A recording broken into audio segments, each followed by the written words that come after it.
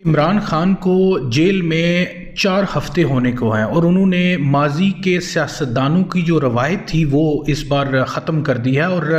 ایک نئی مثال قائم کی ہے۔ ماضی میں یہ ہوتا رہا ہے کہ جتنے بھی سیاستدانوں کو جیل بھیجا گیا ہے تو وہ جیل جاتے ہی بیمار ہو جاتے تھے اور وہاں سے پھر ہسپتال منتقل ہو جاتے تھے، لیکن عمران خان نے اس بار نئی مثال قائم کی اور ابھی تک ان کی بیماری کی کوئی خبر نہیں آئی ہے کہ عمران خان بیمار ہو گئے انہیں اسپتال لے جایا جائے۔ البتہ یہ خبریں مختلف حلقوں کی طرف سے مختلف ذرائع سے ضرور چلائی جاتی ہیں کہ عمران خان کو وہاں پہ کوئی دیسی گھی میں بنے ہوئے مرغے جو ہیں وہ کھلائے جا رہے ہیں یا کچھ اور کیا جا رہا ہے، وہاں پہ کوئی بڑا اسپیشل ٹریٹمنٹ دیا جا رہا ہے، لیکن عمران خان کی طرف سے ابھی تک یہ کوئی شکایت سامنے نہیں آئی ہے کہ میری طبیعت خراب ہے تو مجھے یہاں سے اسپتال میں منتقل کیا جائے تاکہ میں جیل کی کوٹڑی سے باہر نکل سکوں۔ اب اگر بات کی جائے چند نامور سیاستدانوں کی تو آصف علی زرداری صاحب جیسے ہی جیل میں گئے تو وہ ویل چیئر پہ آ گئے۔ شہباز شریف جب جیل میں گئے تو ان کی کمر میں درد ہو گیا۔ اس کے بعد جب نواز شریف جیل میں گئے تو ان کے پلیٹلیٹس گرنا شروع ہو گئے۔ شرجیل میمن وہ ویل چیئر میں آ گئے، وہ اسپتال میں گئے اور وہ اسپتال سے پھر شہد بھی برآمد ہوا۔ اس کے علاوہ جتنے بھی سیاستدانوں کے نام لیے جائیں، جتنے بھی سیاستدان گئے ہیں، ان کی اس طرح کی بیماریوں کی مثالیں جو ہیں وہ بھری پڑی ہیں، لیکن عمران خان نے ان تمام مثالوں کو ختم کر دیا ہے اور ایک نئی روایت بنائی ہے۔ باقی کی ماضی کی روایات کو آپ دیکھ سکتے ہیں کہ کس طرح انہوں نے ختم ہی کر دیا ہے۔ تو یقیناً ان لوگوں کے لیے واقعی یہ پیغام ہے کہ جو لوگ کہتے تھے کہ عمران خان ایک رات بھی جیل میں نہیں گزار سکیں گے، لیکن 4 ہفتے ہو گئے ابھی تک اس طرح کی کوئی صورتحال سننے کو نہیں ملی ہے۔ دوسری طرف سابق وزیر اعلیٰ پنجاب چودھری پرویز الہی کو عدالت سے چوتھی بار رہائی کے احکامات ملنے کے باوجود رہائی نہیں ملی، بلکہ ان کو اسلام آباد پولیس نے ان کے گھر کے قریب سے ایم پی او کے تحت اسلام آباد میں نقص امن کے خطرے کے تحت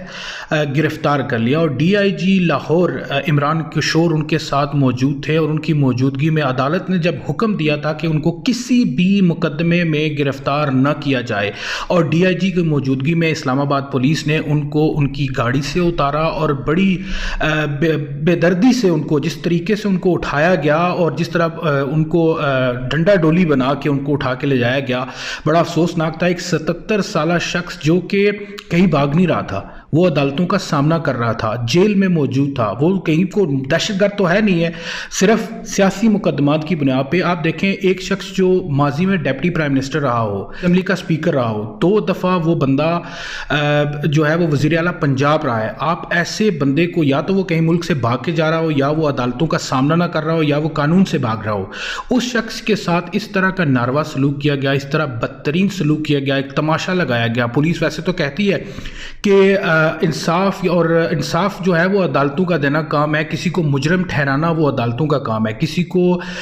بے گناہ ثابت کرنا وہ عدالتوں کا کام ہے، لیکن جو پولیس کا رویہ ہے کیا وہ جسٹیفائبل ہے؟ کیا جو پولیس لوگوں کے ساتھ کر رہی ہے وہ جائز ہے؟ آپ اگر عدالت ابھی کسی کو مجرم ٹھہراتی نہیں ہے، لیکن آپ جب اس کو گرفتار کرتے ہیں تو آپ اس کے ساتھ اتنا بدترین سلوک کرتے ہیں، ایک مجرم سے بھی بڑھ کے، ایک دہشت گرد سے بھی بڑھ کے اس کے ساتھ اس طرح کا سلوک کرتے ہیں کہ آپ یہ قانون، ملک میں قانون نام کی کوئی چیز نہیں ہے۔ اگر آپ نے عدالتوں کے احکامات نہیں ماننے ہیں، اگر آپ نے اپنی ریاست قائم کرنی ہے تو پھر آپ عدالتوں کو تالے لگا دیں، پھر آپ قانون کھیلنا بند کر دیں، پھر آپ جو آپ کی مرضی ہے، جنگل کا قانون آپ نافذ کرنا چاہتے ہیں وہ کر لیں، لیکن ایسا ہی کچھ اس وقت ملک میں ہو رہا ہے۔ تو یہ ساری ملک میں صورتحال ہے، سمجھ نہیں آ رہی کہ ملک میں کیا ہو رہا ہے، قانون اور آئین کی بالادستی کہاں پہ ہے۔ اگر یہ حال ان لوگوں کا ہو رہا ہے جنہوں نے اس ملک میں حکمرانی کی ہے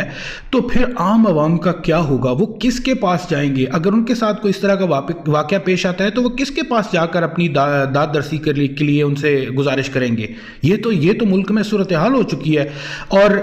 ایسا لگتا ہے کہ شاید ملک میں یہی مسئلہ رہ گیا ہے کہ جس پر فوری طور پہ قانون کو حرکت میں آنا چاہیے، جبکہ دوسری طرف عوام کی مہنگائی سے ان کا جوس نکل چکا ہے۔ 14 روپے پیٹرول مزید مہنگا کر دیا گیا ہے اور ایک ملک میں جس میں تنخواہ ہے مزدور کی وہ 20,000 روپے ہے اور ملک میں 40,000 50,000 ان مزدوروں کے بل آ رہے ہیں۔ اب لوگ گھروں کا کرایہ دیں، اپنے بچوں کو روٹی کھلائیں یا پھر بجلی کا بل بھریں، کس طرح لوگ گزارا کریں؟ اس طرف تو قانون حرکت میں نہیں آ رہا۔ آئے روز جو ہے وہ ملک میں مہنگائی میں اضافہ کیا جا رہا ہے اور عام آدمی کے لیے کچھ بھی نہیں کیا جا رہا، لیکن دوسری طرف قانون سخت حرکت میں ہے۔ اور اگر بات کی جائے اسحاق ڈار صاحب کی، تو انہوں نے ملک میں چینی کو وافر قرار دے کر ملک سے 2 لاکھ ٹن چینی جو ہے وہ ایکسپورٹ کر دی۔ اس وقت چینی کی قیمت ملک میں 85 روپے تھی، اب